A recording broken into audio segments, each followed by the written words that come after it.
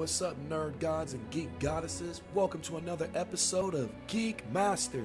As usual, I'm your revered host, Cassius Samuels, and today I'm gonna hit you guys with my review of the new DC animated movie entitled Justice League Gods and Monsters.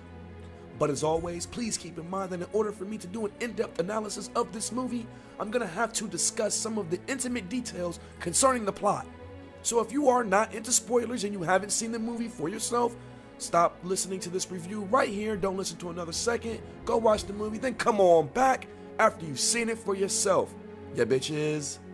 So, jumping right in, let's start with a quick synopsis of the movie, and then as usual, I'll give my critique at the end.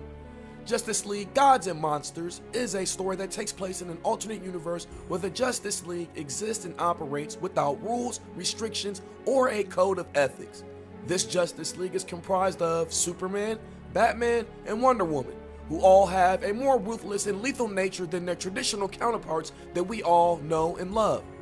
Superman is the son of Zod instead of Jor-El, who was raised on Earth by Mexican immigrants instead of John and Martha Kent. Kirk Langstrom is a version of Batman that exists as a genetically modified vampire due to a failed experiment he performed on himself while desperately searching for a cure for his cancer. And Wonder Woman is portrayed by a female named Becca, who is not Amazonian, but instead a new god from Apocalypse. Moving on, the main plot of the story basically revolves around the Justice League's unaccountability finally coming under scrutiny as they are ultimately challenged by the US government following a conspiracy that was built to frame them for the deaths of several world-renowned scientists in the DC universe, including Victor Fries, Ray Palmer, and Silas Stone. After going through great lengths to prove their innocence, the Justice League is able to expose the conspiracy as part of an elaborate plan that was set in motion to ultimately take over every mind on Earth. In the process, they are able to redeem themselves in the eyes of the world, which led to a very gratifying and rewarding conclusion. For me, the movie was a solid performance from Bruce Timm and Sam Liu as they pushed the boundaries and delivered a cohesive and consistent story, as well as vividly magnificent animation. There are plenty of good fight scenes, like Superman and Becca versus the government. Although I did think that there were a couple of scenes in the movie that could have been choreographed a little bit more aggressively that would have further accentuated and illustrated the fierce differences between these heroes and the ones we know from Earth Zero.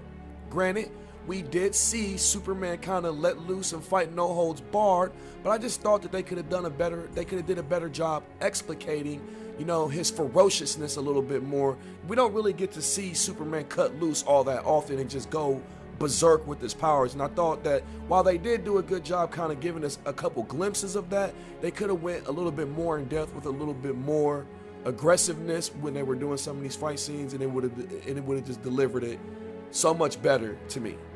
But don't get me wrong, I love this new take on Superman as Lord Zod, because he had a very different, distinct personality than the Superman that I'm used to. He had a very abrasive and direct and somewhat arrogant attitude that was also tempered by a brutal sense of honor and dedication to truth and justice. It was an interesting and fascinating dynamic. He also had some pretty prodigious moments in the movie, like dropping a hammer fist at super speed from outer space to break open the force field that was protecting this world's version of the Watchtower, and also when he pummeled one of his opponents until they reached the center of the Earth. So trust me when I say that despite the fact I feel like the action scenes could have been a little bit better, there are still plenty of spectacular moments in this movie that the characters are part of that everyone will enjoy. Another strong point of the film to me was the underlying theme of nature versus nurture, which plays out throughout the entire movie as we see that even though these characters have completely different origins from our traditional heroes, they still have some of the same qualities that make them familiar to us, which also made them characters that were easy to empathize with as the story unfolded. I think they could have done a better job elaborating on the world that surrounded these heroes and to what degree the League influences its operation, but hey, what can you do? You only got an hour and 10, hour and 15 minutes. They did what they could.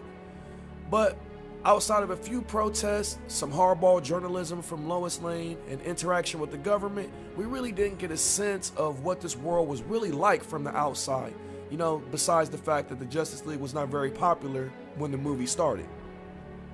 The flashbacks were pretty cool to me, although they did seem to take up an exorbitant amount of time that I feel like took away from being able to expand on other parts of the story, like Lex Luthor and everything he's been up to in this world. And that's just probably one of 2 or 3 examples that I thought could have been more captivating elements of the story that should have been focused on that really didn't get focused.